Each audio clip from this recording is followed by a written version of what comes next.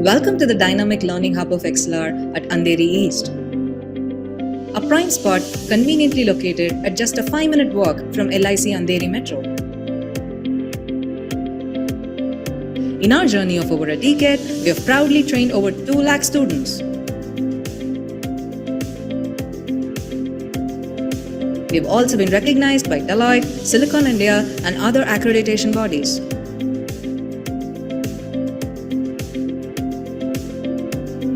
Experience learning like never before in our spacious and comfortable classrooms. With high-definition projectors and state-of-the-art acoustics in place, we ensure effective learning even to the farthest point in the room. The hybrid mode is a game changer as you can enjoy the benefits of a light classroom from the comfort of your home. Even if you happen to miss any classroom session, you can still attend the same session with the same trainer at the same time at your convenience, maintaining consistency in your learning progress.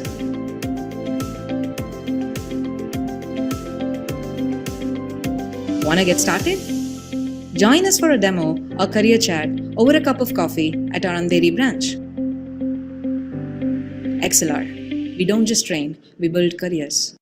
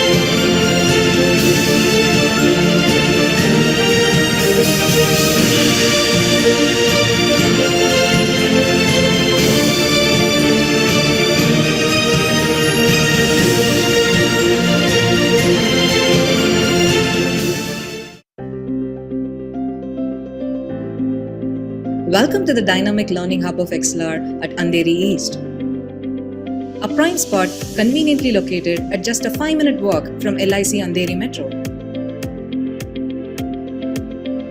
In our journey of over a decade, we have proudly trained over 2 lakh students. We have also been recognized by Deloitte, Silicon India, and other accreditation bodies.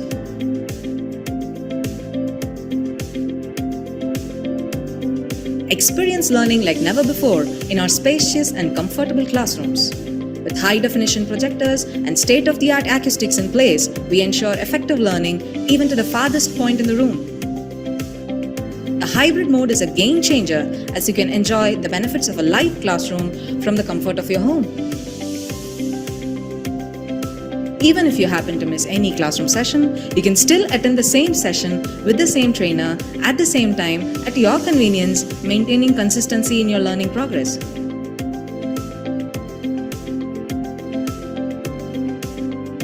Want to get started? Join us for a demo or career chat over a cup of coffee at our Andheri branch. XLR. We don't just train, we build careers.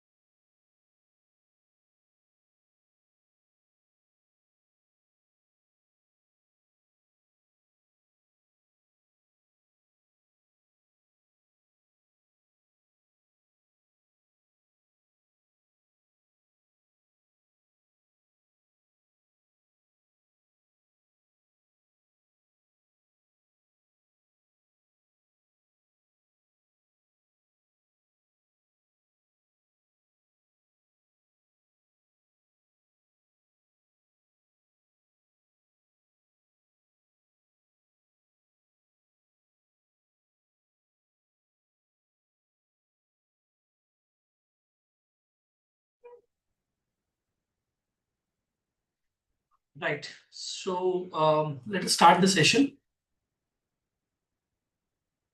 Okay. So I hope my voice is clear and fine. Okay. So this is day 2 of our journey on to into, I can say, diving deep into generative AI and agentic AI. So welcome all of you for this session. Right. So yesterday we have seen a few basics about generative AI. Right. So let us continue from understanding what is generative AI. So let me share my screen. So yesterday actually a few people were asking some questions since due to time constraint I was not able to answer all of them. So probably if you have anything you can just post it in the chat. So if there are questions keep on coming, I'll just pause and I'll answer your questions. So you can just post it in the chat. So from there I'll just pick it up and I'll answer your questions. So let me share the screen.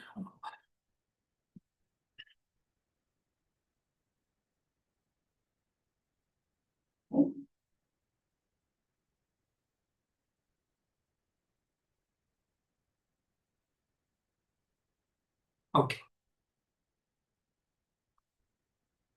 Yeah. So this is day 2 of our 15-day program, and let us first understand that there are few aspects when it comes to generative AI. And in that aspects, there are some big players, which come into the focus when we talk about generative AI. So let us talk about some of the big players who have contributed a lot for the, growth of, I would say, generative, AI or generative artificial intelligence. So the first pioneer, or I would say the, one of the companies which actually contributed a lot to the research of development of generative AI is OpenAI. So OpenAI is one of the leading artificial intelligence companies, right? If not the best artificial intelligence company in the world, but it is one of the few top AI companies in the world. So the lot of research and development has been put into focus when it comes to AI, and particularly in the field of generative AI. So coming to OpenAI, so Elon, I think everybody knows Elon Musk, right? So he's a very famous personality, with the Tesla cars, which is a driverless, automated, cars which have actually been started. So talking about Elon Musk is one of the great personalities, and he is one of the founders, I would say, for the company called as OpenAI. So what we are using as the ChatGPT currently, so it is actually a product of OpenAI, so which is a generative AI model. So this Elon Musk is one of the founders. So along with that, there are a few people, right? So like Sam Altman, Greg Brockman, Ilya, Sutkenever, right? So different names, different pronunciations. Maybe I'm pronouncing it right or not. So there are other people also who have actually started this open AI company. So this basically, as artificial intelligence has been started or has started with one particular aspect, right? With a very important aspect, particularly that benefiting humanity, or helping the human beings. So that is one aspect of where this open AI company has actually been started. So this actually is on the basis of technology called as AGI, which is artificial general intelligence. So this open AI is basically a AGI. Now, to see the vision and mission of this company is where to ensure the AGI, when it is created, is safe and widely beneficial. So it basically tries to help, or benefit mankind, or humanity. So these are some of the timelines where the models of all the GPT models have actually come, or I would say, which have been developed, right? So it started around 2018. So fairly, it is a 7-year-old company actually. OpenAI is only a 7-year-old company. So we have the GPT-1, which is released in 2018. Then we had the GPT-2, right? So GPT-2 had a lot of failures actually. Then GPT-3, which actually led to the foundation of the, led to the foundation of the company called as, or I can say a tool, sorry, because OpenAI is a company, right? So which led to a foundation of a tool called as ChatGPT.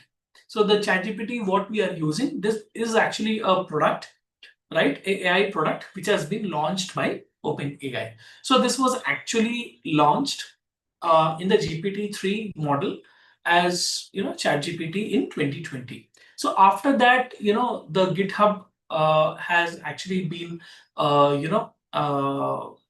I can say integrated, or GitHub. Many of you might be knowing GitHub, right? So GitHub actually has joined hands with the OpenAI, and a lot of research and development have gone through.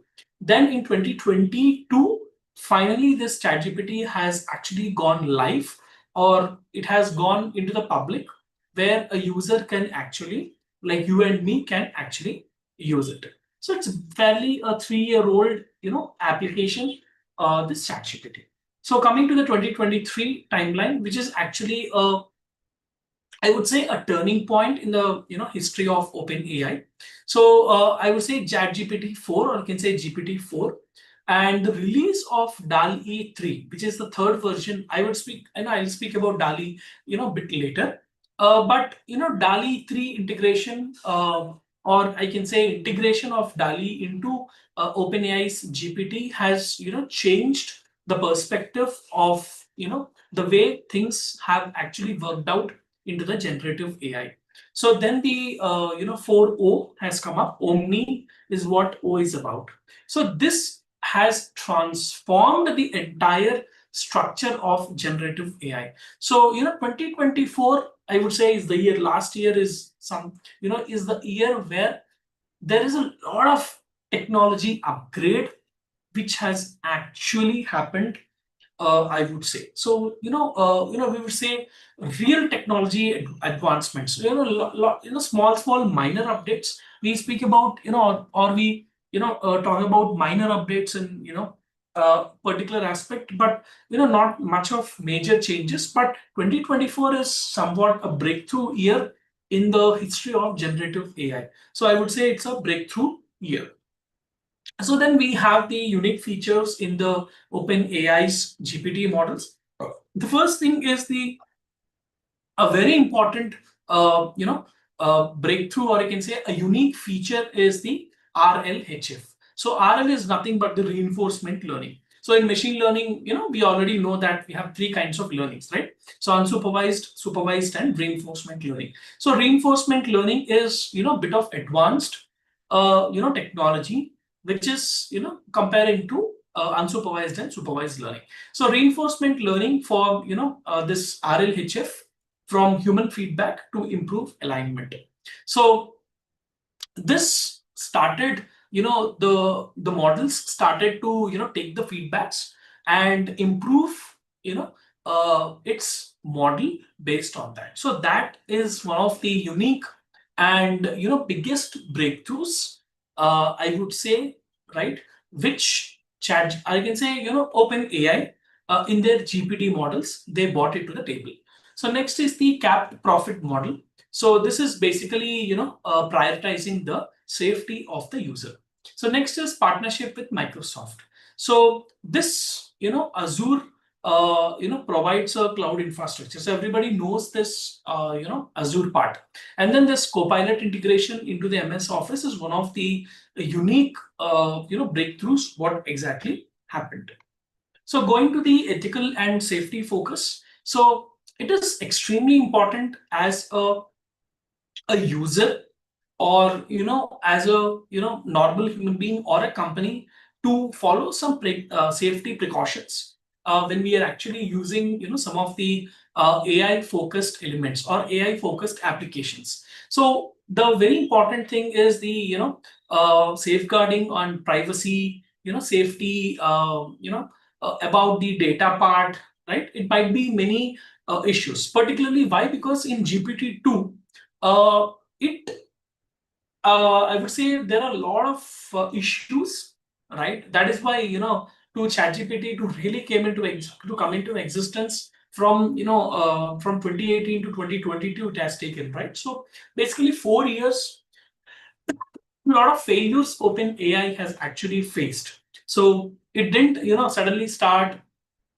It didn't suddenly they have released a chat gpt. No, it's not like that. So there are a lot of I would say lot of failures, because a lot of restrictions will be there, a lot of policies will be there, a lot of governance issues will be there. So all these are actually kept in mind and kept into focus when actually these have been released. So next, let us talk about the ChatGPT, which a conversational model. So when we say ChatGPT, we think that we just give an answer and we'll get some particular, we give a question and we give an answer for that. No, that is not ChatGPT. So ChatGPT is a generative AI model, I would say, right? But more than that, more than that, it is a transformer. So many know ChatGPT as a generative AI model. Yes, it is true. But what is GPT? Right? GPT stands for generative pre-trained transformer. So that means ChatGPT uses the technology called as transformer technology. So I'll come to what is a transformer and why we are using transformers. How transformer technology actually in 2017, this transformer technology has actually come into the picture. That was the breakthrough for many generative, it sowed the seed for generative AI in the 2020s. So after that only, lot of models, particularly, I would say not 2020, right? 2018, I would say, because 2018 is where the BERT model has come into the picture, which has been developed by Google. So even the BERT model uses this transformer technology. So what is this transformer? What is the use of this transformer? We will, talk in a little bit, maybe in today's session or tomorrow's session, we will talk. But talking about what is what is GPT? The full form of GPT is basically generative pre-trained transformer. So now you know that this ChatGPT, which is an application of OpenAI company, right, is a conversational model. This is basically a conversational model. That means you talk to it, it will reply to you. That is not actually a question answer, application. I don't know how many of you have felt like that, but it is not a question answer. It is a conversational. So the way you converse, it will actually keep that in memory. It will train itself to understand what you are trying to ask. So based on that, you need not again frame a certain aspects. So maybe who have used ChatGPT extensively would have identified this, because it is like a conversation. For example, how do you talk to your friend, right? How do you chat with him, right? So you give reply to that particular thing, and each question will have a certain context which is related to what are the questions or what are the things what you have asked before. So it is like a conversation. So this exactly chat gpt is that is why they have renamed as chat and gpt. Those are two separate things, chat and gpt. You're chatting, right, with a machine, right, instead of a human being. You're chatting with a machine instead of a human being, and it is built on a model which is a gpt model, which is generative pre-trained transformer. So since you are chatting, it becomes a conversational, and it's a GPT technology which makes it a AI technology. So that is why, in a simple terms, we call it as a conversational AI model, right? Or we can say that it is a GPT model. So it is exactly like giving response to a particular question, like a chatting, right? So now when you see that the GPT model, what we are using in ChatGPT, the versions, right? The breakthrough inside the ChatGPT has come up from the 3.5, 4, and 4.0 models. 4.0 is the Omni model. So this is basically accessible. I think you're aware of how to access a ChatGPT. So now going to the what is its features, right? First of all, it is a conversational model. So conversation indicates that things will be in the memory, right? So keeping in memory is what is very important when it comes to conversations. So that is in where, when you say conversations and keeping things in the memory, there is a very, very interesting model and a very useful model which used to be used. Now also they are using, but it has been integrated into the transformer kind of right now, right? Which is an important model before the transformer, which is the LLM model, which is the large language model. So this, the things which are kept in memory and which are answered is an LLM technology, which is large language model. So I'll explain that also in detail. So next is the multi-modal capabilities, that it can actually give you a text, it can give images, it can give voice, it can give code, it can now give images. So it has a multi-dimensional or a multi-modal capability. So tool usage, yeah, already we have discussed on that. So it can generate many things. It can also analyze the data as well. So next is the plugins. The important plugin is the DALL-E image generation, right? And we have a tool called as Sora inside the ChatGPT model.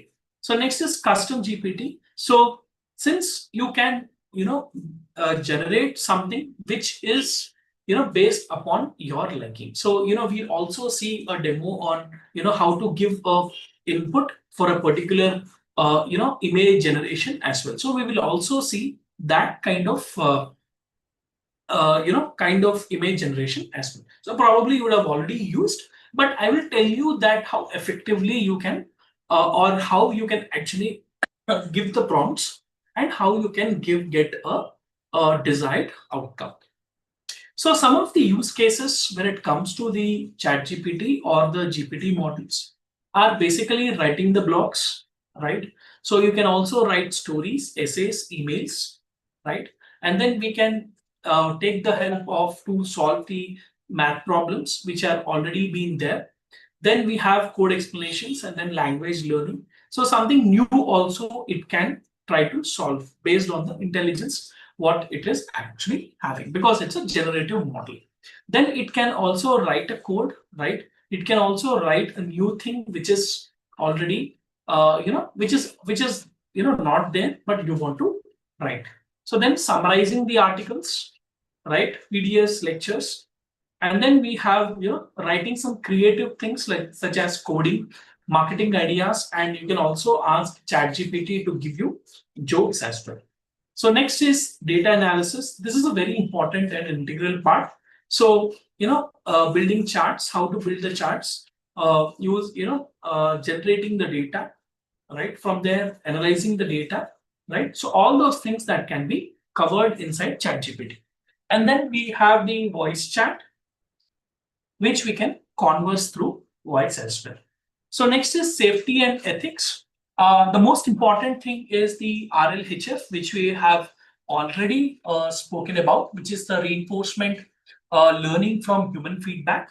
So this makes ChatGPT more safer and more aligned. So that has been actually taken care of by the OpenAI company, right? So because it has to follow certain rules and regulations before being used into the market or public, because responsible artificial intelligence is, there are regulatory complaints, right? Like the American US complaints as well as the EU regulatory things to maintain or to use the responsible artificial intelligence. So that particular uh, guidelines or rules and regulations have to be followed, like how we follow rules and regulations, the same way the generative models has to follow. So they will automatically, that filtering the sensitive content or harmful content. So then responses can include disclaimers or refusals when prompts violate the policies. So this is some of the things. Now, so before going into what is DALI, I just wanted to tell you about Wall-E, from where the inspiration has come. So before that, if you have any questions, you can just ping me. So I'll just take a few minutes to answer your questions. So if you have any, please you can.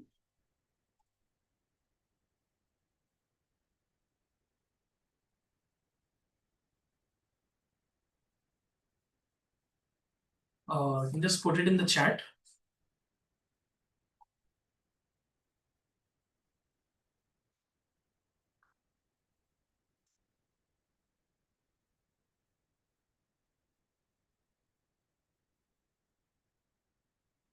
So what is the relation between ChatGPT and GitHub? GitHub has actually so many things. Probably have you used GitHub before? GitHub is actually like a repository. What is Sora? Okay. First, let me answer that question. GitHub is basically a tool which can actually do many things. It's not just a um, it's not just a small, I would say in a small way. GitHub has multiple aspects. For example, right from the coding part, you can actually do many things. It's actually integrated into ChatGPT. GitHub and ChatGPT have a bit of relationship. So, to generate content, we use that. So GitHub has, many things as well. So coding part, everything you can actually use it for. So Sora is actually nothing. It is for image generation inside ChatGPT. So probably if you have used ChatGPT, you can actually see Sora on the left hand side. On the left hand side, you can see the Sora. So probably if you would have used, maybe I can.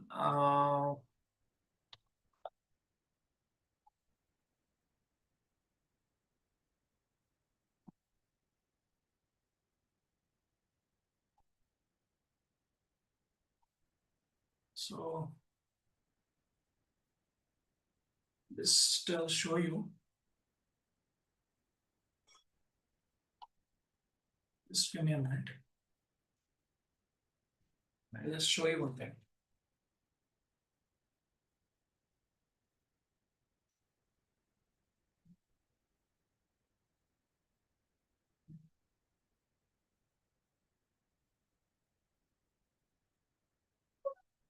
Yeah, I'm coming there. I'll come to your question.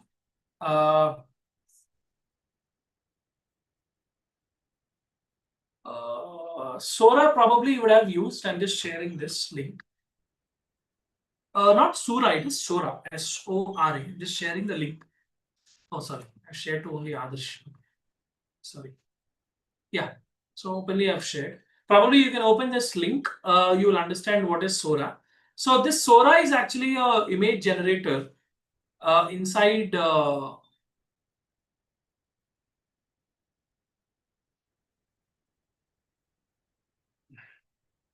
So inside ChatGPT.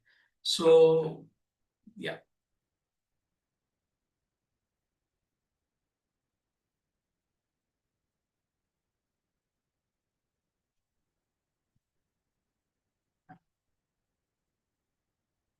So this is basically probably I think you might not be able to use it if you are using a free account.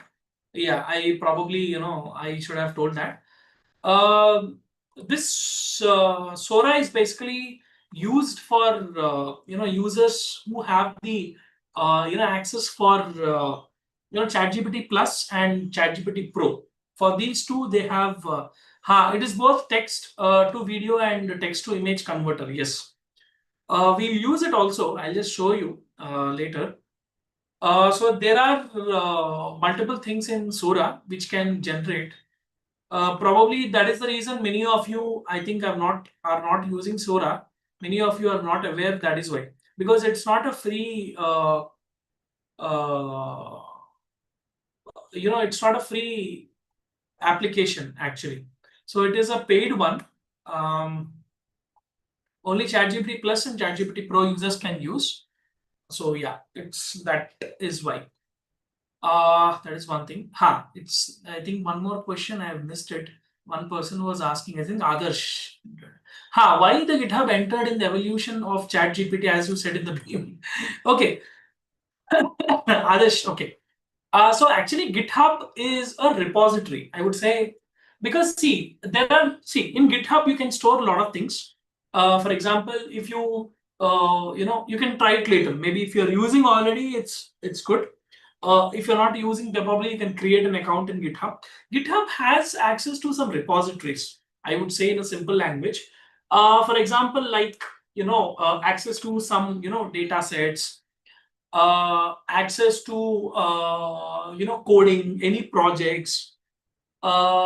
Yeah, you can say it is like a database, but it's not a database, but it's actually a repository. So what I told in the beginning is like, wow, why this GitHub entered in the evolution, because ChatGPT is basically a text, a text generator, or I can say it's a conversational a Gen AI or a GPT model. So this GPT or ChatGPT uses this GitHub repository. For example, like if you are using, I would say, in a simple language, Google Drive. Let us say Google Drive, right? So you're using Google Drive. Let us say. So if you're using Google Drive, that means we are using the cloud services of Google, right? So we are actually using Google Cloud, GCP. So that means we are using that resources in the form of, right, Google Drive. The same way, this ChatGPT as an AI model or generative model is actually using the resources which are there inside the GitHub. So this GitHub is actually a separate company.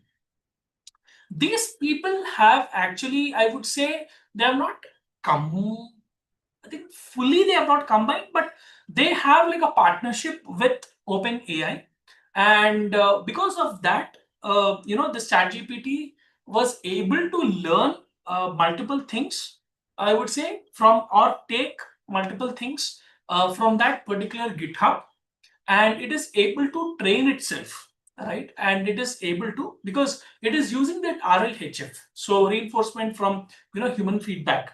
So it is using that repository to I would say, to generate the content. So that is one way, probably to answer your question, right? One more thing I've got. What is the difference between Sora image generator and Leonardo AI? To be fair, Karthik, sorry for that. Leonardo AI I have not used because there are many AI tools. I would say, sorry if you feel that I have not used Leonardo AI, right? So I've not used that, Karthik, to be fair, to openly tell you. So because I've been using this Sora for a while, because I'm actually a ChatGPT Plus customer. So I felt that Sora was helping me out. So I've used only Sora. Okay, but Leonardo AI probably you would have given me one more uh, you know application to use. So probably I will just use it, and maybe I will answer. I'll remember this question next time, and probably I may use, because I would say there are so many so many AI applications which actually you can which you have in the market right now. Even I will tell you so many. I'll share you some of the even I'll share you some of the applications which which are there, which are so many, so many are there. Uh, yeah, so I'll just use that. Thank you for uh, giving me a new AI tool. I'll just try that. So Sora I've shared. Okay, sir. You posted something. OpenAI, Midjourney, Stable Diffusion. Yeah, Stable Diffusion. We are going to use that uh, in our series of lectures on this generative models. We will use it. So we'll use that also. Stable Diffusion is also one of the very important generative AI models. Yes, Israel. Israel. Okay, Ahmed. Adobe Firefly I have not used. I told you, there are hundreds of tools. Only a few I've tried. So OpenAI is a research and development company which develops AI models, and the ChatGPT model is the developed by OpenAI. Is that right, sir? Okay. Yes, OpenAI is the bigger picture. In that, ChatGPT is one AI application. Yes, absolutely right. Which has been developed by OpenAI. Yes, perfect. Your answer is only the question. Question is only the answer. Yeah. Then any other questions? I think I have. So actually, Israel, you're just mentioning this OpenAI, this Firefly, all those things. You're asking something, or you're just trying to tell me that these are there? Midjourney, I've come across. Uh, Adobe Firefly, I've not used actually. Probably I'll try that also. Okay. Uh, Adobe Firefly. Yeah.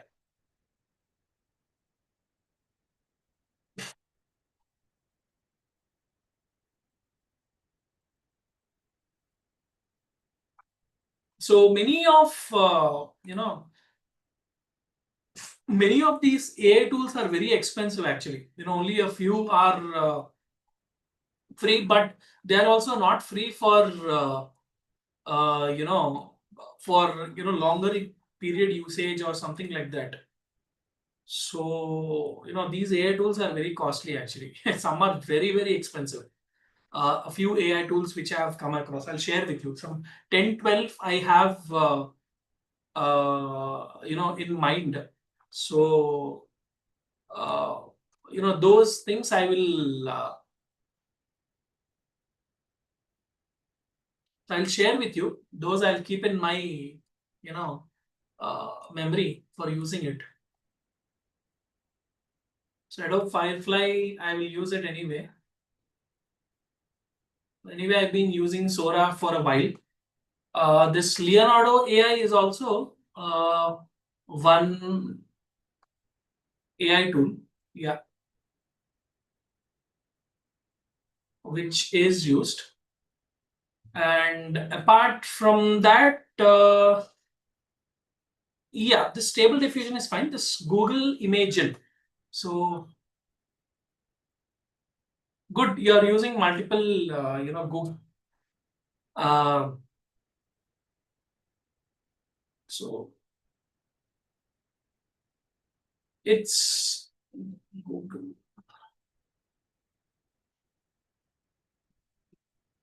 Google Image. Imagine. I'm not getting this Google DeepMind. Okay, Imagine 4. Okay. Uh-huh. This is basically Gemini only, no? This is basically Gemini only. Google Gemini. Sorry, not Gemini. It's Gemini actually.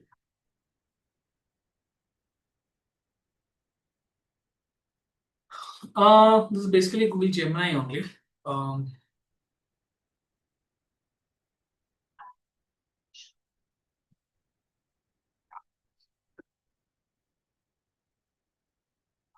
but I felt Gemini is not that strong compared to this. You know, I don't know why I feel that Google has actually built, many this bird technology. Particularly many things work very well, but I'm not sure. This Gemini is not that great. Probably, I feel maybe Pro version is better. I guess I'm not sure. Just assuming that. Let's see. So one more thing is, can you explain how the generative AI is usable in data analysis? Okay. So you meant how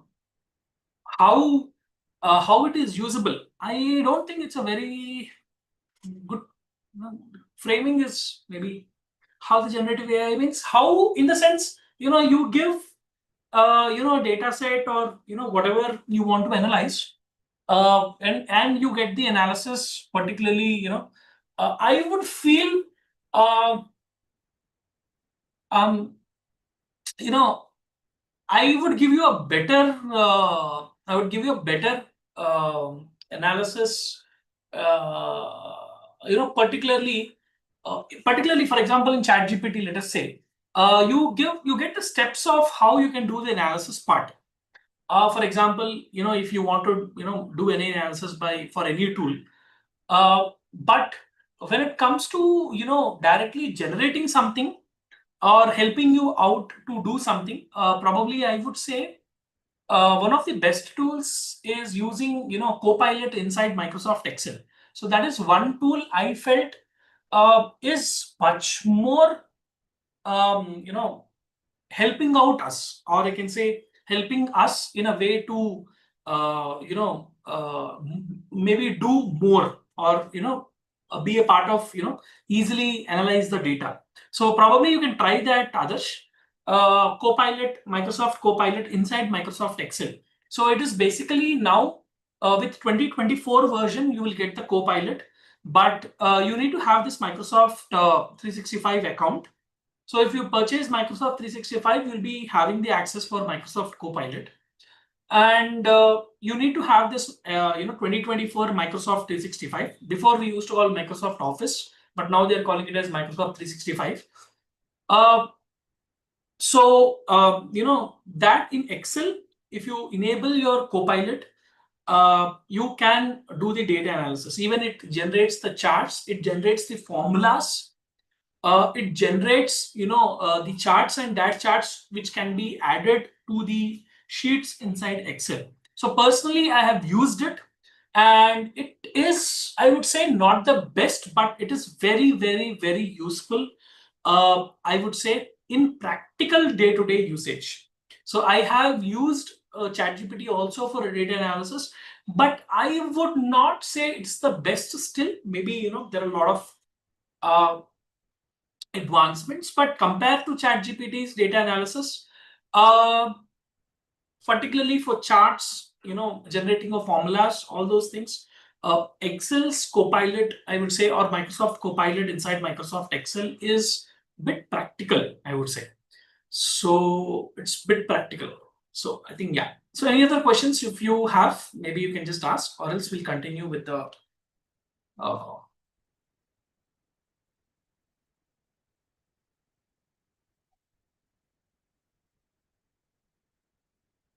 okay, I think we can continue.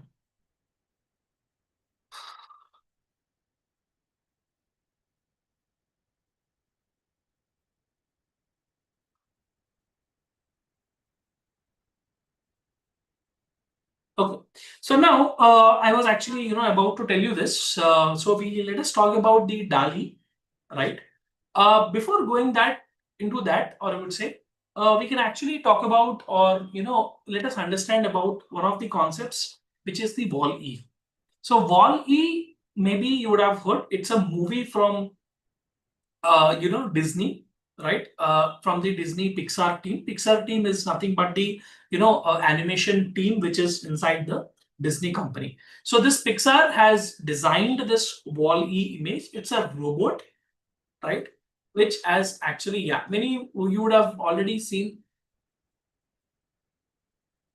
You will have practical sessions also, but let me, uh, uh, you know, also take some of the theoretical sessions, because there is a lot of theoretical aspect when it comes to generative AI.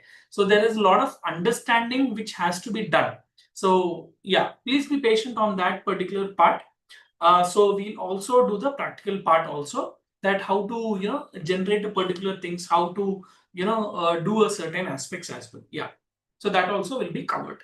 So if you just be patient, you can also see that what exactly I'm trying to explain to you, that what are things will be actually there. So coming to this Wall-E part, so this is one of the this is one of the background, or this is one of the image a take for the company, which is to generate or to give rise to the company called as DALI. So DALI is basically an thought from the movie called as Wall-E. So Dalek plus Wall-E is what they have combined, and they have renamed it as DALI.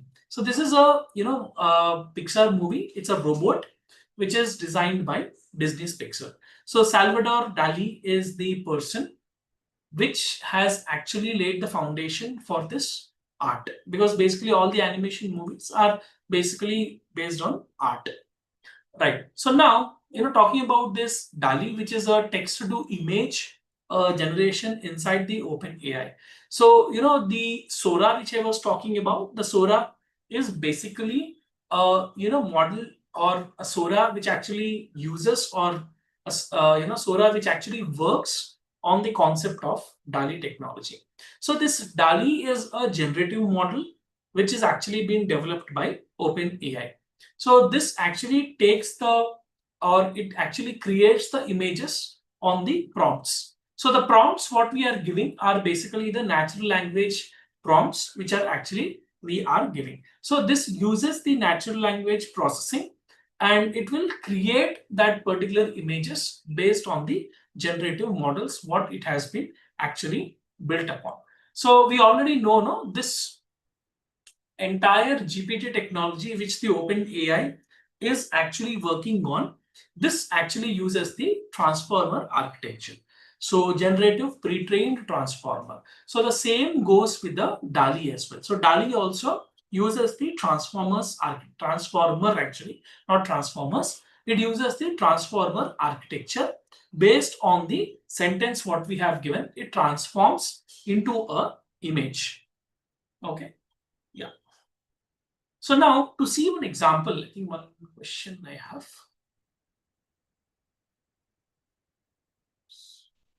So all are imaginings.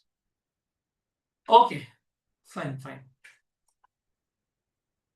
Okay, this for this question you are telling, right? Low Harika. This one. OpenAI's DALI, Midjourney, yeah. Okay. So this Adobe Firefly I've not used, and Google Gemini I'm not a big fan kind of right now. Yeah, so Stable Diffusion I've used, and DALI I've used. So yeah, apart from that I've not used the others.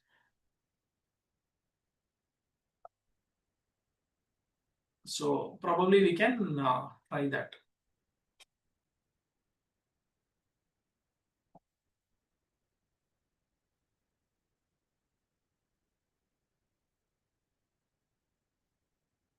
So yeah, I think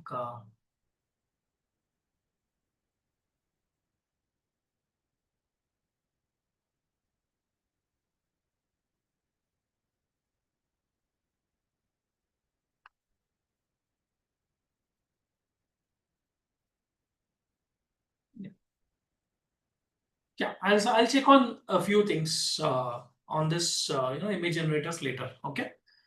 So they basically this DALI is that surround. Okay. So next is DALI is actually a model. It's a model. The application is Sora. Okay. So here, when you actually talk about one small example, like a futuristic city, skyline at sunset in watercolor style. So this is just a small example I've taken. So this completely actually uses the sentence what we have actually given, and it frames a image out of that. So we'll see that later. Okay. So these are the versions of DALI what we have. So we have the DALI version, which is E1, E2, and E3. So now E3 is basically is what which is actually I would say integrated with the ChatGPT.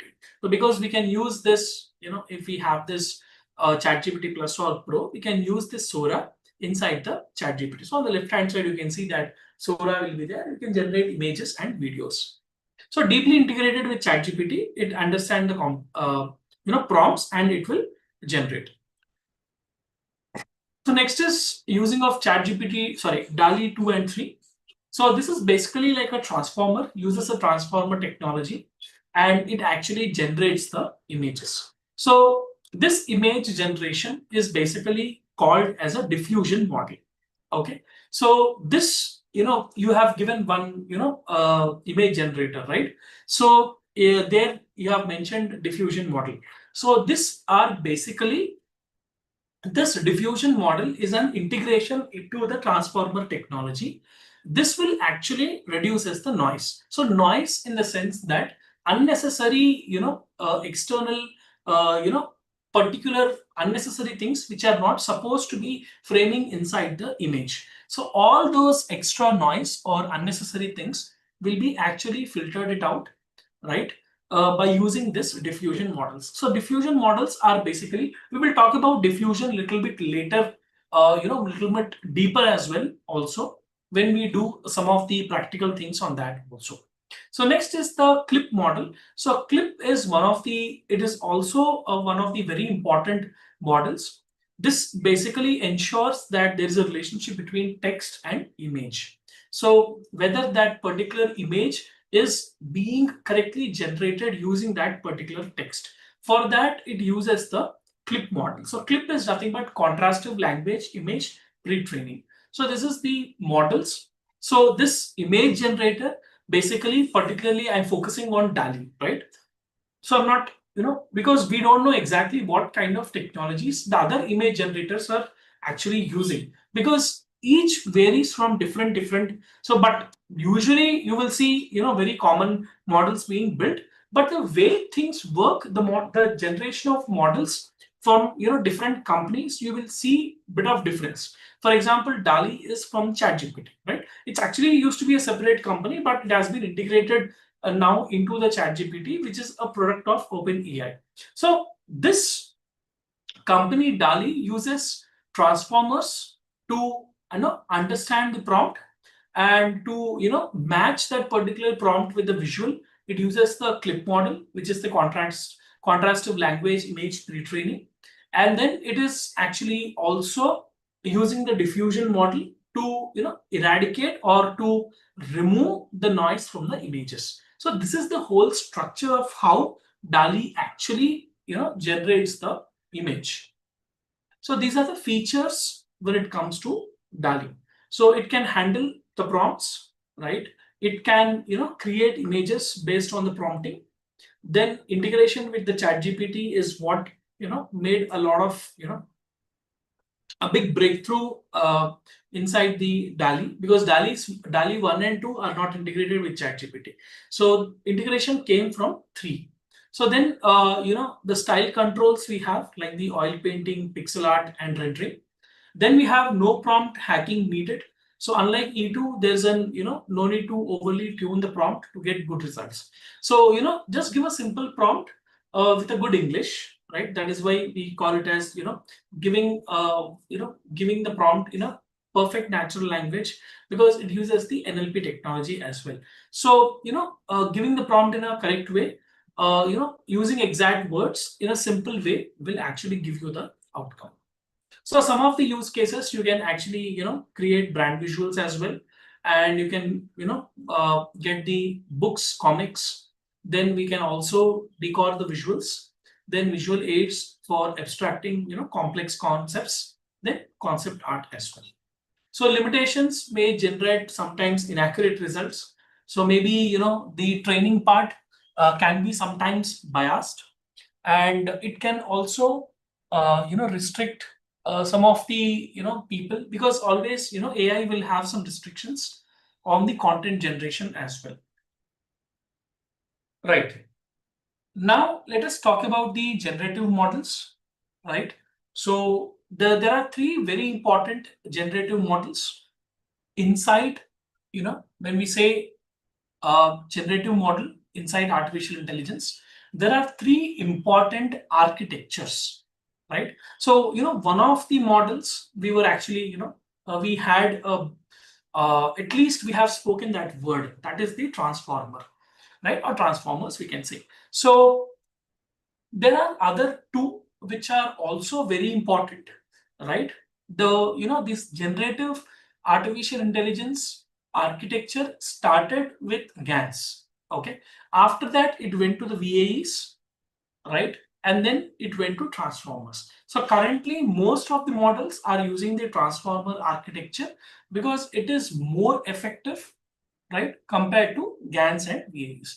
That doesn't mean GAN and VAEs are not good, but transformer is bit, the architecture is on the higher side.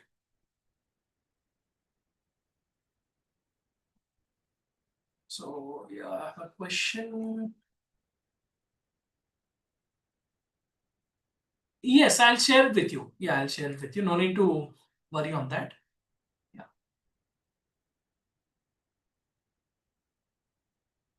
Okay. So I would actually, just give you a 5 minutes break. Just come back quickly, because after that we'll start this GANs. Okay. Yeah, we cannot again pause it in middle of GANs. So I'll just give a break now. Uh,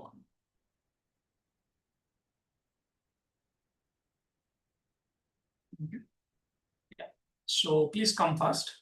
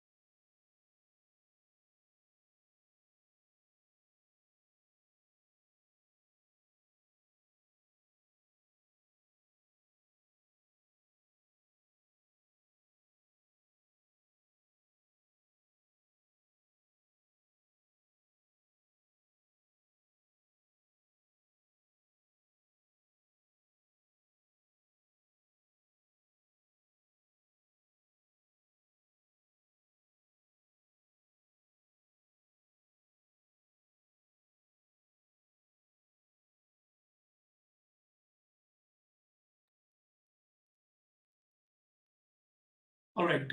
So let us continue. Have a few questions. Sir, when will the attendance link posted? Sir will post the attendance link. Please patiently wait for that. You can mark your attendance. Please wait on that. That is one thing. And I got a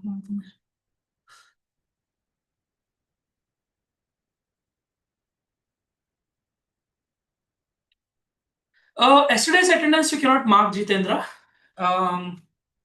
You can only mark today's attendance. Please attend the session. Probably you can mark the attendance. Okay, so let us continue from where am I? Okay, so let me share the screen.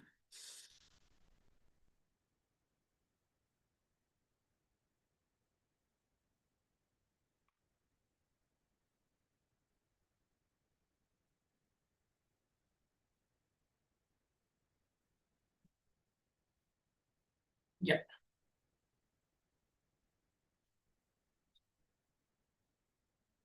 Okay, so let's continue. Right. So let us talk about the GANs first. Right. So GANs is a bit of old technology compared to the transformers. So GAN was actually introduced in 2014, right? So generative adversarial networks is what GANs is about. And the person who has actually found this GAN is Ian Goodfellow, right? So there is a, I would say the architecture in behind, or I can say architecture in, using this generative, this GANs in generative AI, because there is something called as a generator and a discriminator. So I will tell you this in detail.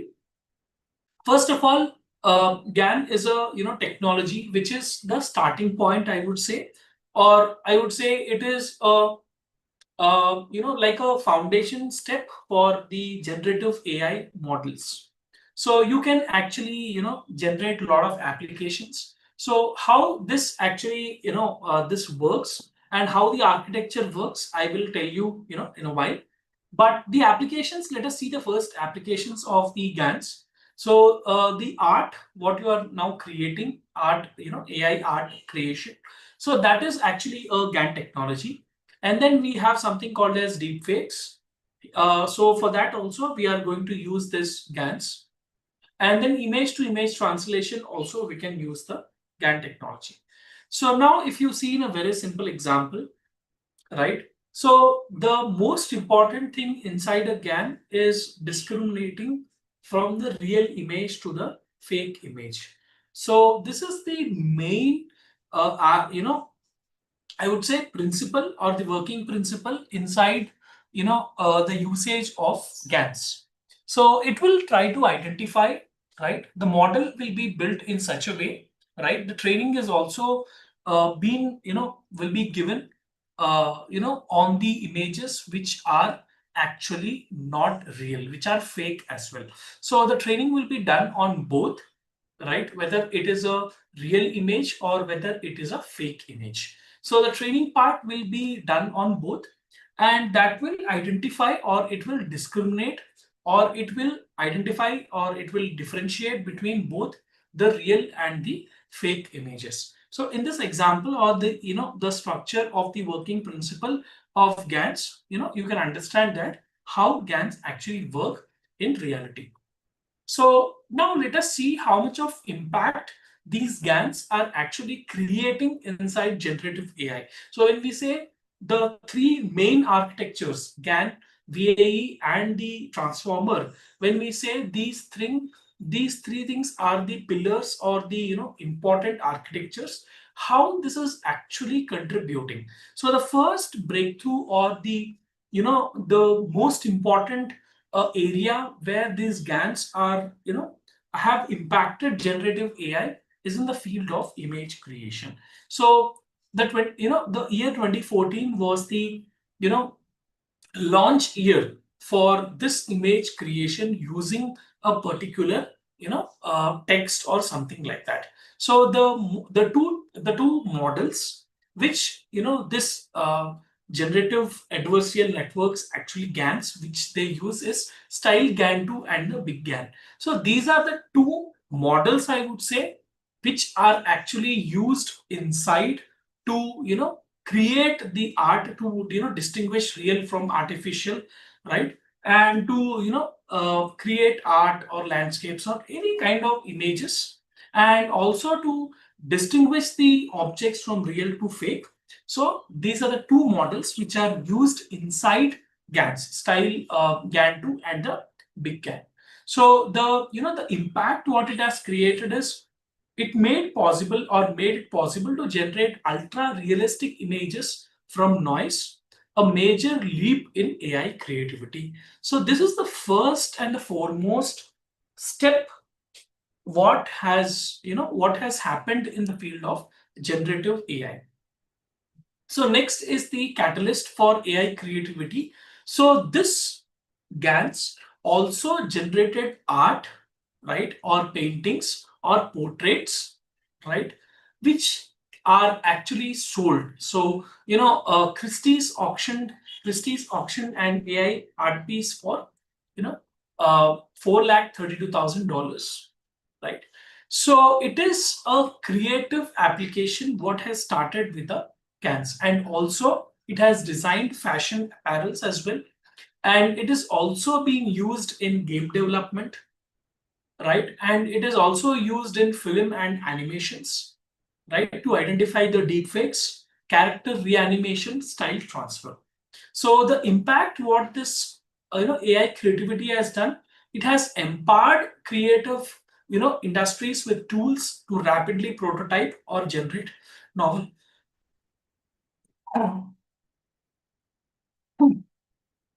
So novel content indicates that something which is not existing.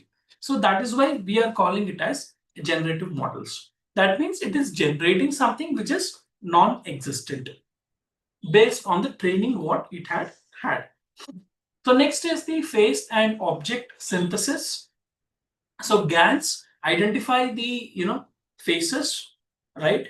And then logos, then animes, cartoons, right? All these things are identified by GANs. So object and backgrounds for augmented reality. So augmented reality AR is you already know how this AR and VR technology actually works. Virtual reality and augmented reality. So the impact it has created, it is on the entertainment industry, media, AR and VR technologies, synthetic data generation, right? So synthetic data is nothing but the artificial data which can be created. So next is the data augmentation and simulation. So you would have heard about the word simulations. So simulations is nothing but a environment which is created, which is very similar to that of the real world.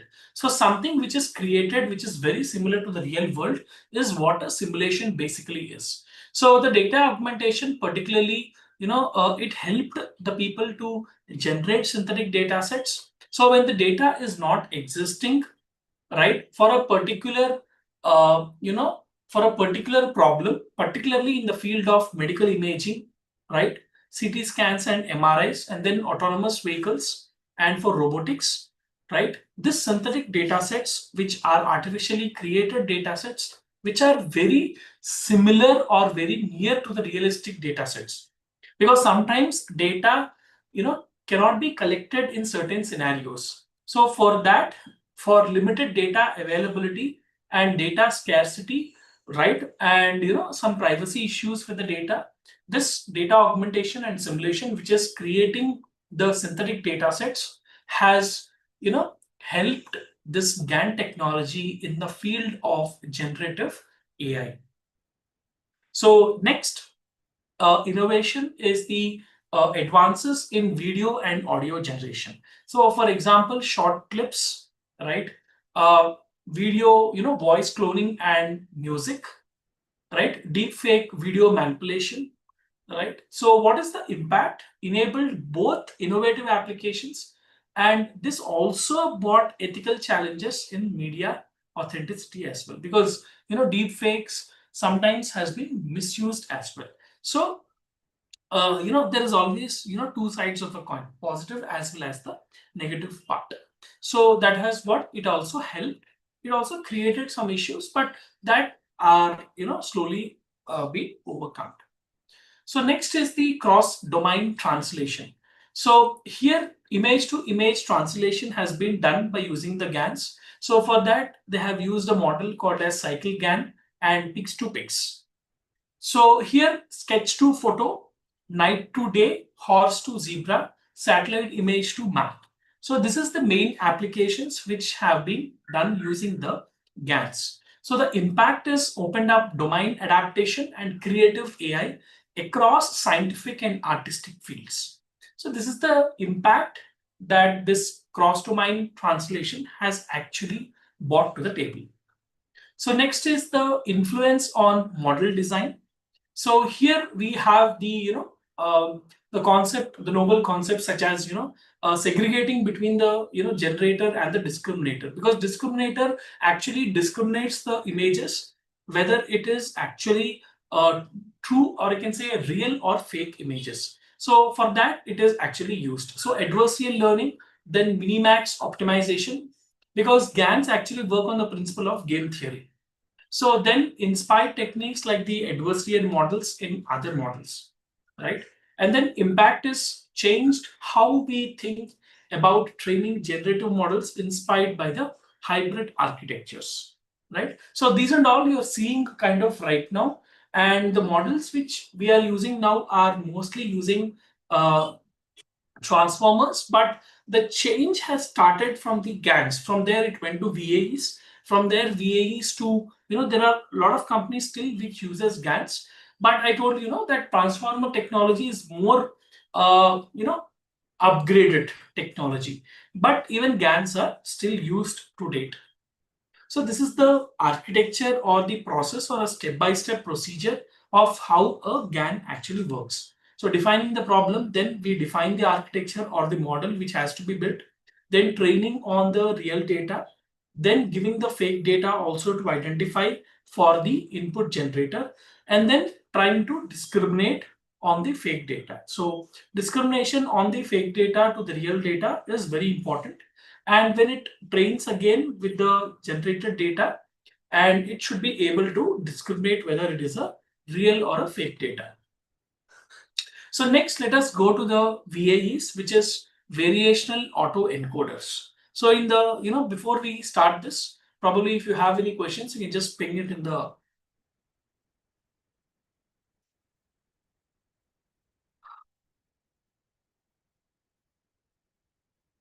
Satish, you can actually get that uh, from the, we will have recordings also. Probably we can check that.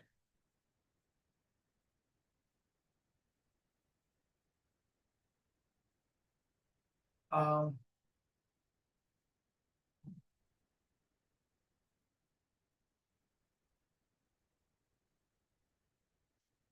Share it anyway. Yeah, you can check on this, Satish.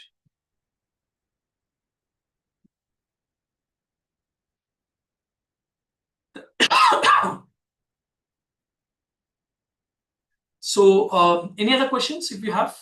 Um,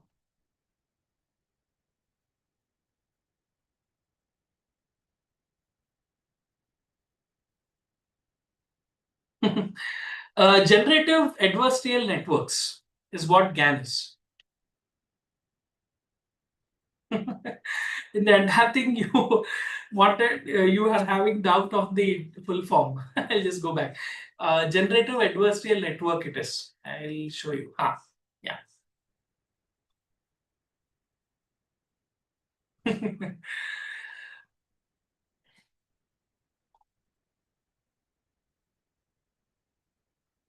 This is where the generative AI had the breakthrough. So what we are calling as generative AI, it started with this technology called GAN. So GAN is like a alphabets in English language. So it's like an alphabets. right? Slowly we have started words and then sentences like that now. So it is like a foundation which has GANs have laid the foundation for the concept what we are using, what we are calling now as generative AI. So yeah. So till date we have three architectures. Till date we have only three architectures for generative AI. One is GANs, VAEs, and transformer. So don't get confused. These are the architectures. The GPT models, what you are using, particularly ChatGPT, that is using the architecture of transformers. For example, even BERT. So BERT also uses transformers. BERT is actually a model.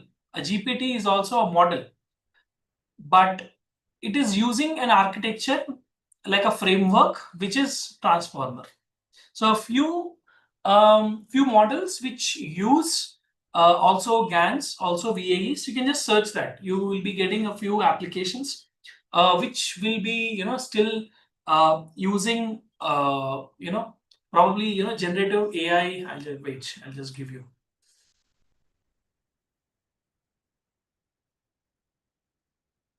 Right. Generative AI applications using GANs.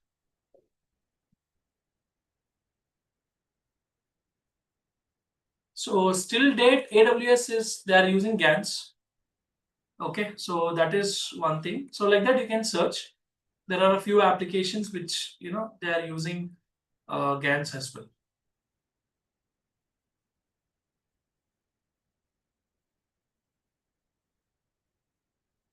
So I've not gone very deep into GANs.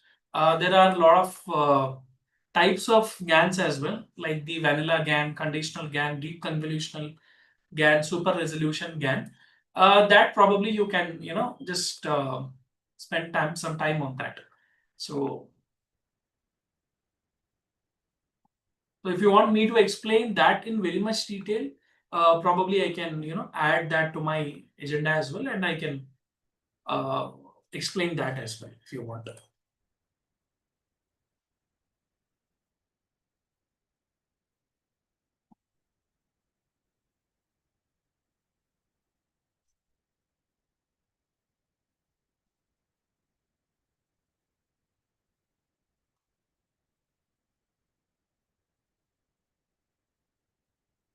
Yeah, few people actually still are using GANs actually.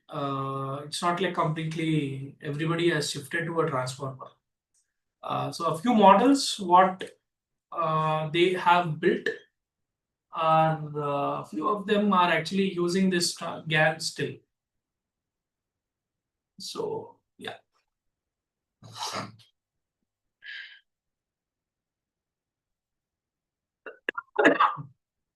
So any other questions?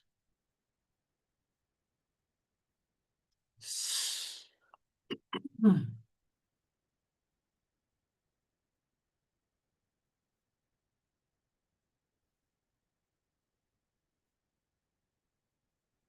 Okay, probably no. I'll just continue on that.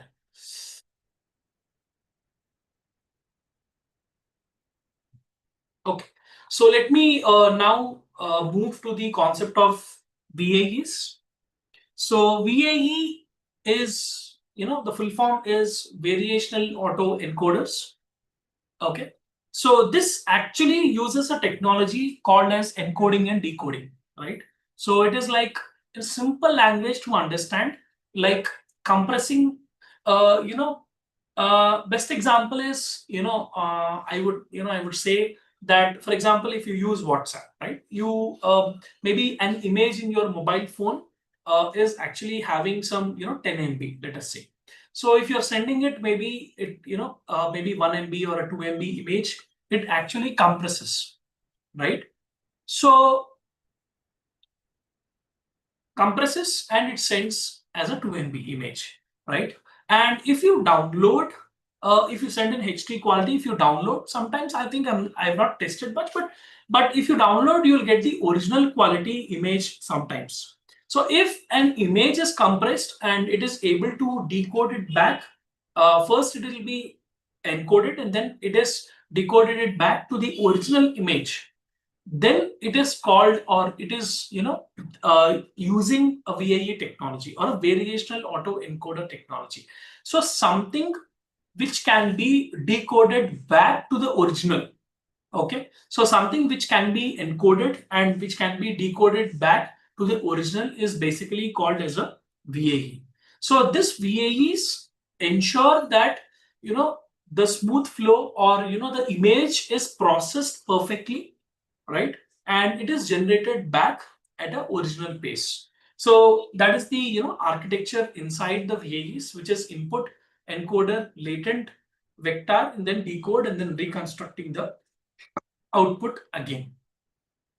So the applications are basically anomaly detection, right? So anomalies are nothing but the errors, or the, I would say, uh, it's like, maybe you would have heard about outliers. So outliers are nothing but the errors in the data. So, the complete odd man out inside the data is basically can be called as an anomaly, which is not supposed to be existing inside the data set. It is completely a random fluctuation inside the data set. So anomaly is like a fluctuation. Okay. So completely, unusual behavior inside the data is basically an anomaly. So next is the generative design. So because sometimes what happens is, this is very important because there are no anomalies in the data or the, picture, because it is basically, compressing and, putting it back. So generative design, it is basically creating a new images or prototypes. Then we have the denoising and compression, which is cleaning up the blurry images. So this is the architecture when it comes to the encoding and decoding. And here you can see that, x1 to x6 and then x1 to x6, right? Those are the independent variables. And here you can see the blue lines inside which are connected. Those are called as the neural networks, right? So they are neural networks which are, called as the artificial neural networks, which is a part of deep learning technology. So it is using, or it is encoding using a particular function which are actually called as a activation functions, also we can see in a simple deep learning language. So there is also a distribution, latent distribution, which uses the mean and the standard deviations. So then from there it will form a sample distributions. From there it will try to decode it back.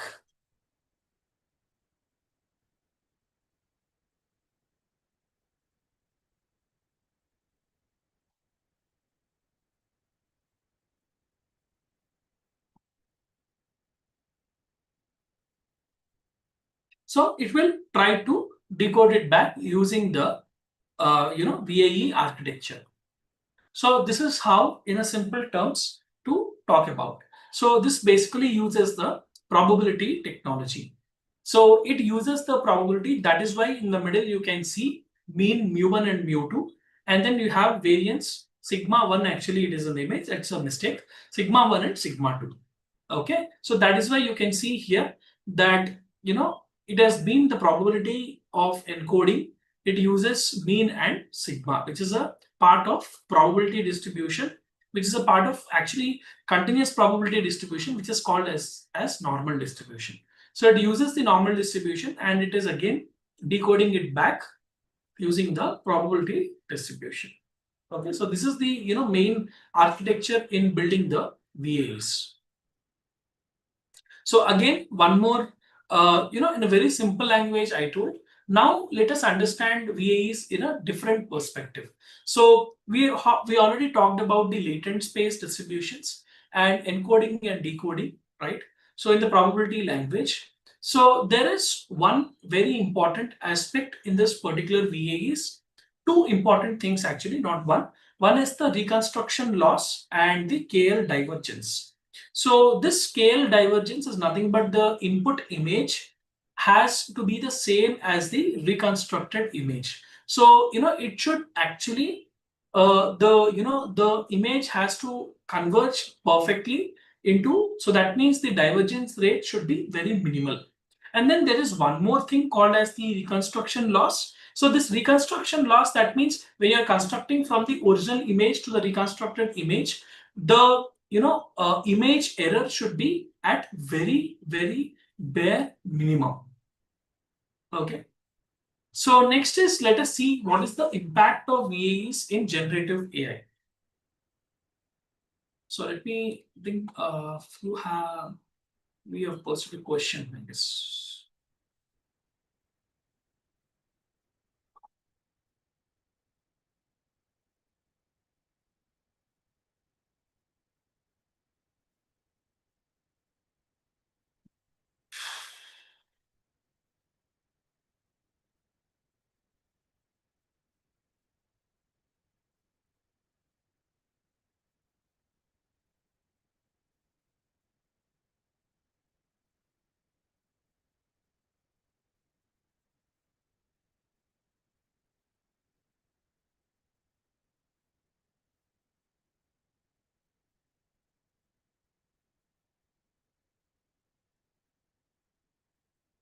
I think no. Okay, fine. We'll continue.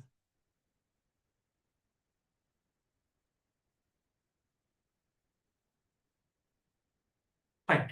Right. So let us see the impact of VAEs, particularly on the generative AI.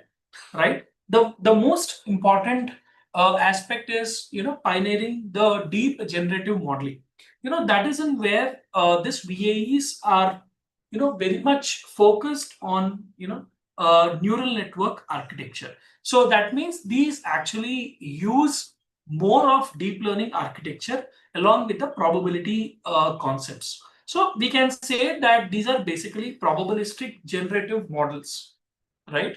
So these are the first, one of the first neural architectures which are used. Even the transformer uses the neural networks, but transformers came much later after the VAEs. Okay, not much gap, but after the VAEs only transformers came.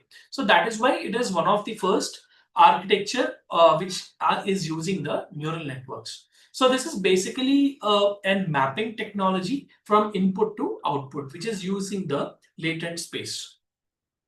And what happened with this, pioneering of or pioneers of deep generative modeling? What is the impact?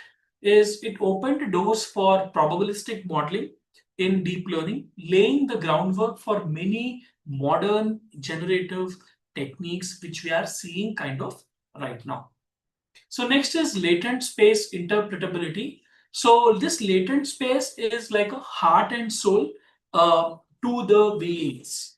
So this is basically, it ensures there is a smooth process inside the, building from, encoding to decoding part. So it uses the technology called as interpolating, and then it also, clusters them, and it also uses the manipulating of generative attributes as well, right? So identifying the changes, the expressions on a face. So what is the impact this has created on generative AI? This enabled controllable and interpretable generation, especially valuable in research, art, and medical imaging. Because why here clustering is playing a very important role is the cluster groups the images, right, on one particular area. So this this discrimination of images, or I can say clustering of data points, right, in an image is very important when we talk about this latent space.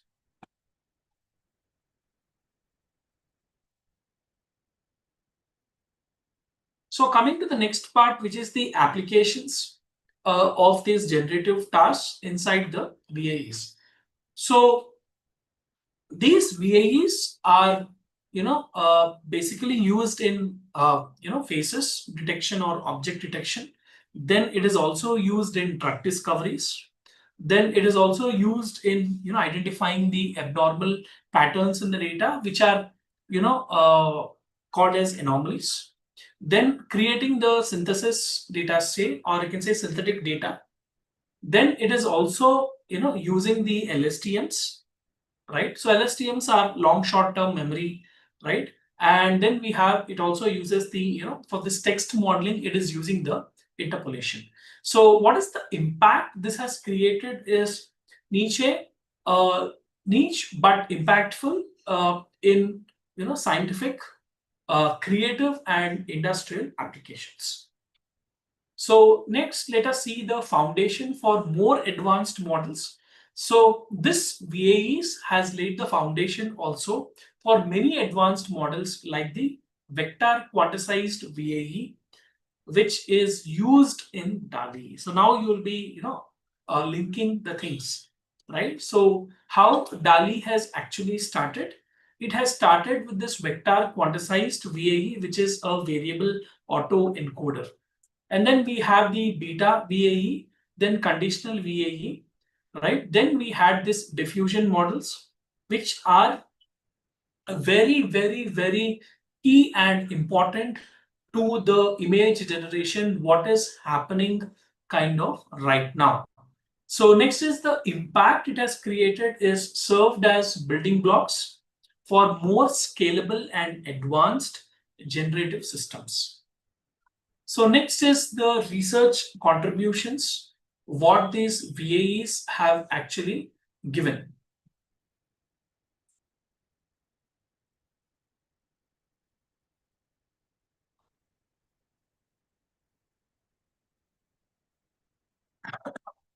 So what are the research contributions these VAEs are actually giving?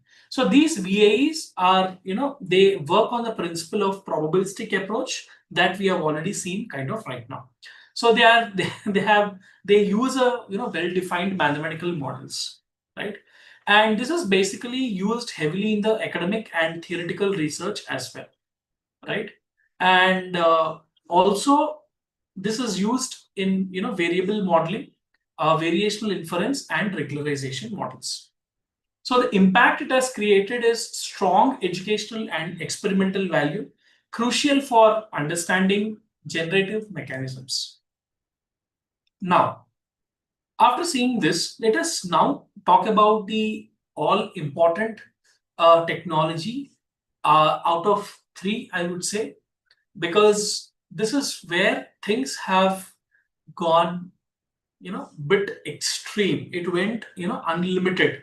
That is the technology of transformers, right? So transformers basically has been introduced by Google in 2017, right? So whatever you are seeing kind of right now, most of the image generators use the technology of transformers. Best example is the applications is the chat GPT. What you are using is a transformer architectured model. Then the GitHub, Copilot, DAL-E, Midjourney, right? Sora, what I've been speaking about, everything uses a transformer architecture to generate the text or images, right? So this is basically using a self-attention to understand the context of the data. That means meaning of a word in a sentence. So this transformer is more of a context-oriented model, right? So highly scalable, parallelizable, and powerful for sequential data. So this is basically using all the methods or models, right? And they have built a strong model, which is architecture, which is can be used, right? Now the highlights in the architecture, it actually self learns, right? And then it also encodes or decodes. Then it can be scaled. So it can be, the layers in the neural network, it can change on its own. So now let us talk in detail about what is a transformer. So transformer is basically, been actually found by an Indian. Okay, so Vaswani is the founder of a transformer. So he is the brain behind building this deep learning architecture. Okay, so he first started, or he has first written in a research paper, attention is all you need. So this transformer has revolutionized the field of natural language processing, right? NLP by replacing recurrent architectures, RNN and LSTMs with full attention-based mechanisms. So it is a revolution in the field of generative I would say. So I would say, yeah, it is a breaking point or a revolution inside the generative AI is what a transformer is basically has done. That is what I can tell you. So this is the component and the purpose in using, or what are the components inside a transformer. So the first thing, because it's a neural network, all the concepts of neural network comes into the picture, artificial neural networks. So first thing is self attention. So it automatically allows the model to weigh the importance of different words in a sequence. So that means its adaptability to the situation is what the key feature inside the model. Then multi-head attention is what it can focus on the important points in the model, right? And also the different points or the different parts in the input simultaneously. So that is the main focus, or main perspective of this transformers. So next is positional encoding. So injects information about words, orders, or transformers don't process data sequentially. So it is very important. That is why the prompt engineering is very important when it comes to the transformers. So whatever is using this transformer technology, prompt engineering plays a very important role. So then feed forward network, there is a feed backward as well as feed forward. So this basically uses a feed forward technology. And then it also uses the layer normalization and the residual connections.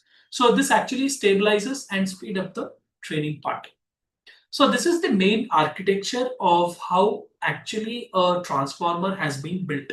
So you will see bit of GANs, bit of VAEs been incorporated into a transformer.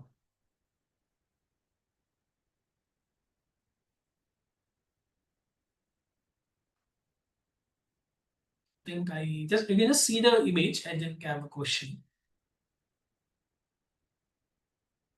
Uh, I'm working. Okay. It's working.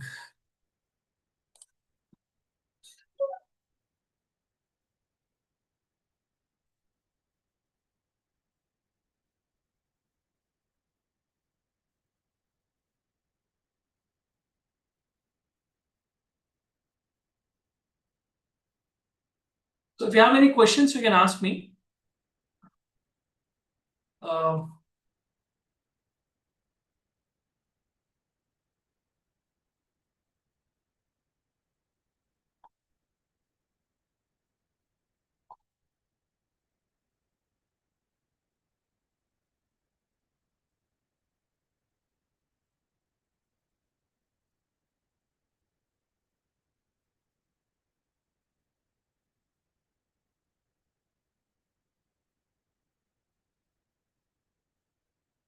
I cannot paste. I think. Okay.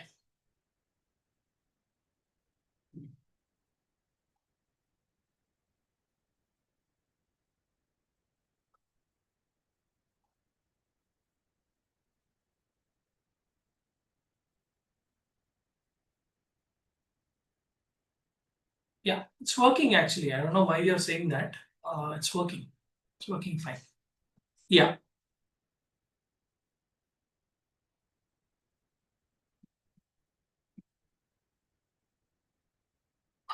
Okay. I hope it's working now.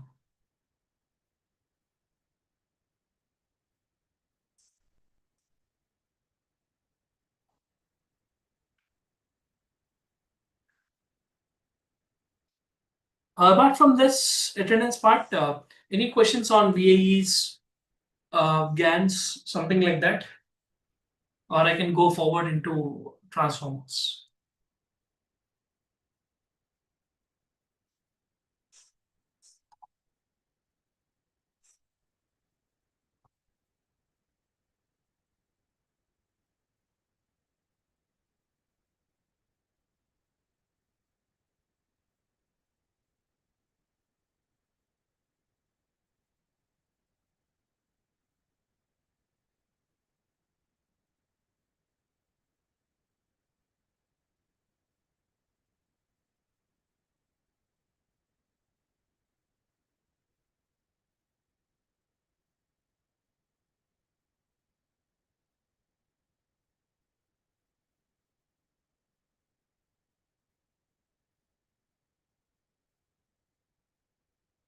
Uh,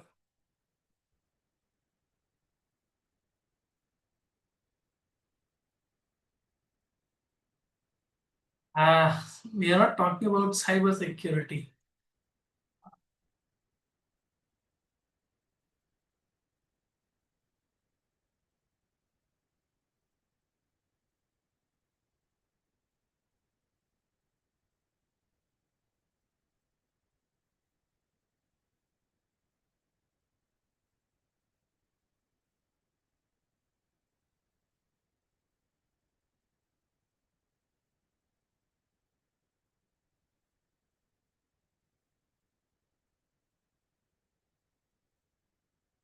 Sure, sure. You can get the, I think through LMS you can get the recording, or you can just search it in YouTube also, you'll be getting it.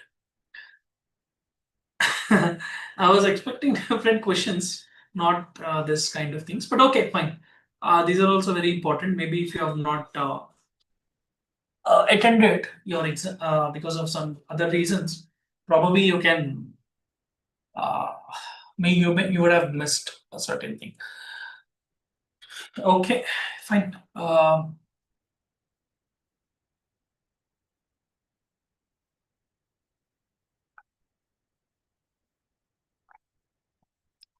Privacy in AI, we will talk, Parthif. We will talk about that also.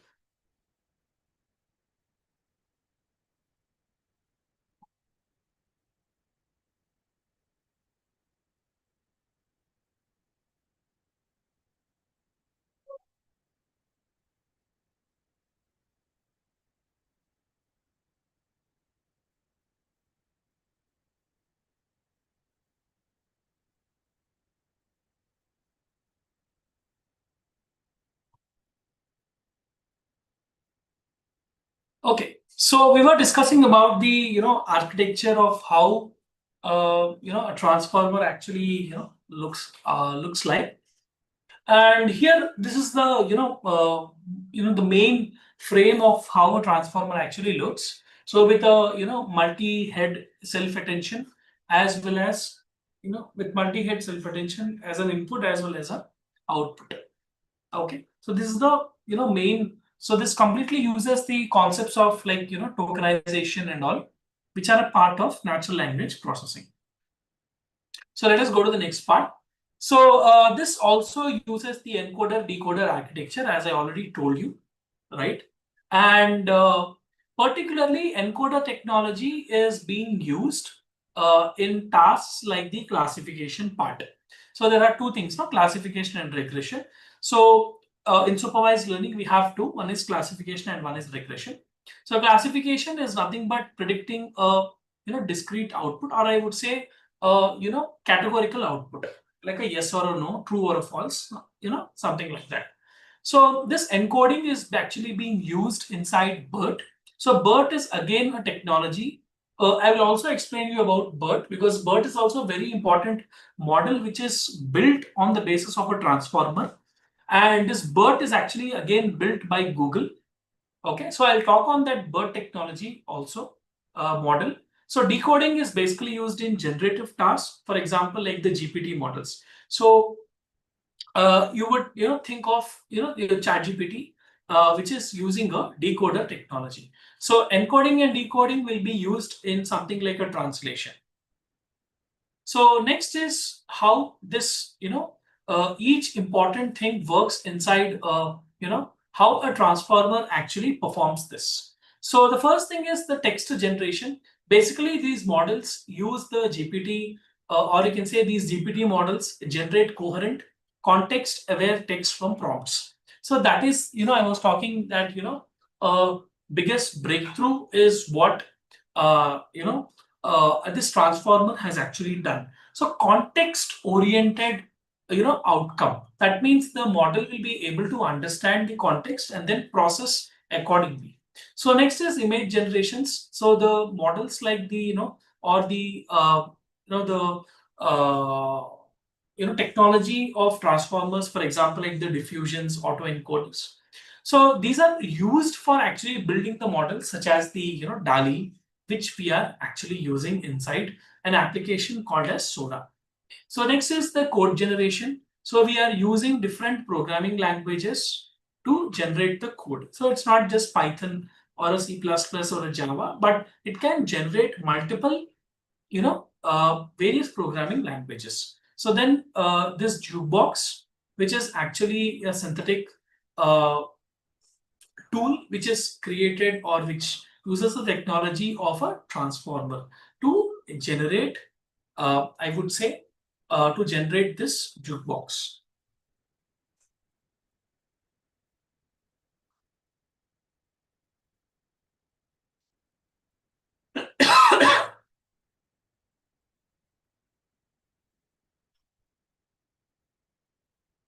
So next is the multi-model AI. So in this multi-model AI, this actually uses the technology of Clip and Flamingo, which both combine into text and visions. So next, let us see the models which are available, which are actually built inside the transformers or by using the transformers. So the first one is the GPT technology which you have been using. That is GPT 1, 2, 3, 4. We are in 4.0. So these are basically autoregressive text generation using decoder only transformers. So then we are having the BERT, which is actually developed by Google. It's only encoding used for understanding, but not generation. So this is not decoding anything. This is just for understanding and giving, the output. So next is text-to-text transfer transformer, converts every task to a text generation problem. Then we have BART, which is combining both encoding and decoding for denoising, auto encoding, and generation. So then we have the DALI, which is generating the images from different text prompts using the transformer-based architecture. Now, let us see why transformers excel at generative AI. So before that, I think I have a question. Okay, no. So probably if you have any doubts, maybe you can answer. You can ask that. We can talk on this transformers. Okay. So to tell you what is a transformer in very brief, transformer is an architecture which is the backbone or which is the foundation for generative AI. So the technology what you are seeing in the form of Sora, GPT models, right, BERT, everything is using the architecture of a transformer. GPT is a model, right? So transformer is an architecture. GPT is a model. BERT is a model. So there are models which have been built using the transformer architecture. So that is basically an architecture. We have three important architectures kind of right now. One is GANs, VAEs, and transformers. So these three are the architectures what we have kind of right now. In future, they might develop in maybe fourth, fifth, maybe a few more architectures. We don't know. But right now we have three architectures which are the like a foundation stones, or it's like a foundation for running this generative AIs. So that much I can tell you. Thank you, sir, got clarified. Okay, yeah.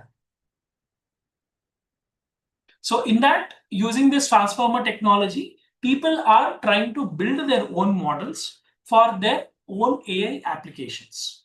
For whatever applications they are building, right? They are using this transformer architecture. This transformer architecture actually been built by Google in 2017.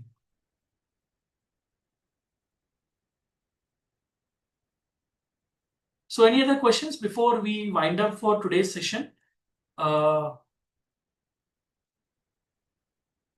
VAEs, I'm not sure. I think I Vaswani was for the transformer. VAE, I'm not sure about. I'll just search on that. Yeah. So VAE is, I'm not sure who introduced. Praveen, I'll just check on that. But for his GANs, this Ian Goodfellow. It's easy to remember this fellow's name because, yeah, Goodfellow. He's a good fellow. Best architecture of all, transformers is good because it is a new upgrade. See, when GAN came, which is the first architecture, which is the first, architecture for, for generative AI, everybody felt GAN is very good. Why? Because there is only one architecture for generative AI. When VAEs came, they felt more than GANs, VAE is more good because VAE is an upgrade. So same using GAN, GANs and VAEs, they have built even more advanced, uh, you know, uh, architecture, which is, called as transformer. See, simple question, a simple thing I'll tell you. You're using mobile phone, right?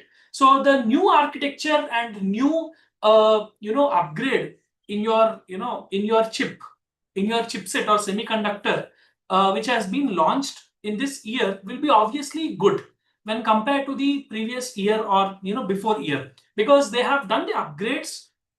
This architecture upgrade it will happen if you are bit aware of these semiconductors and chipsets. These GAN technologies also like that only, same. These technologies will be, this architecture will be embedded inside the semiconductors.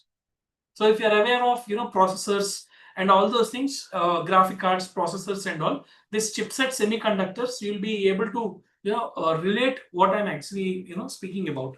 So obviously transformers will be good compared to the other two because it's an upgrade in the architecture from the previous one.